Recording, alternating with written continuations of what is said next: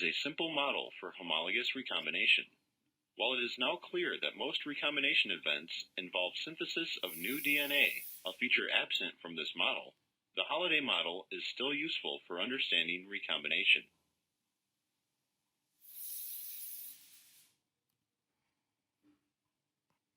When you have completed this exercise, you should understand how strand invasion can create a Holliday junction, understand how branch migration leads to recombination, and understand the differences between the two possible modes of Holliday junction resolution.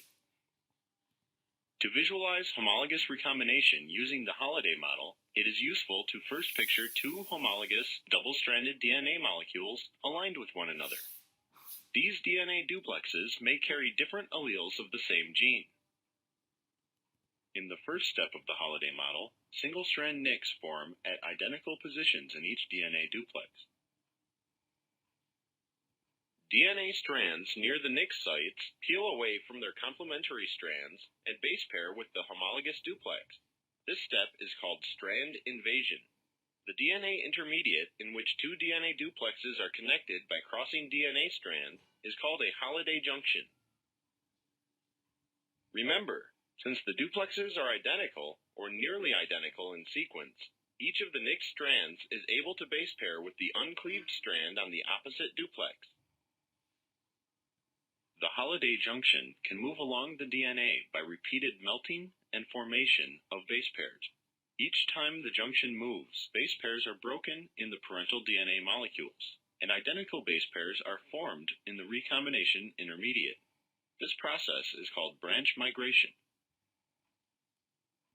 Different alleles of the same gene carry small sequence differences.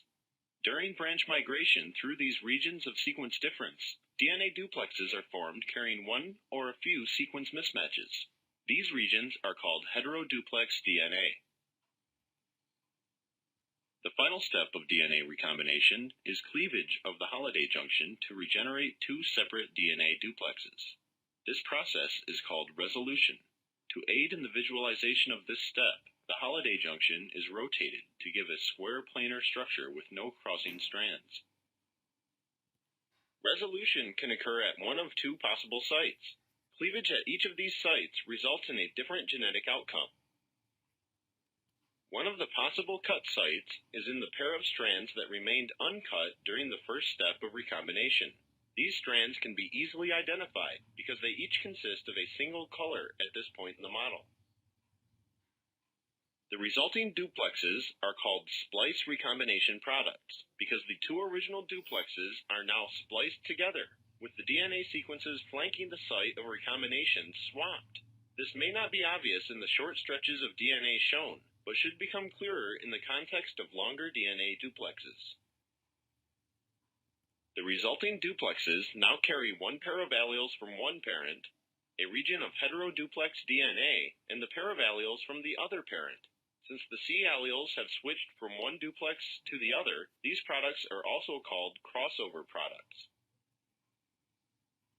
The second possible cut site occurs in the pair of strands that were nicked during the first step of recombination. These strands can be easily identified because they each consist of a mix of colors at this point in the model. The resulting duplexes are called patch recombination products because they contain a patch of hybrid DNA. Since the A and C alleles are still present together on one of the product DNA duplexes, these products are also called non-crossover products.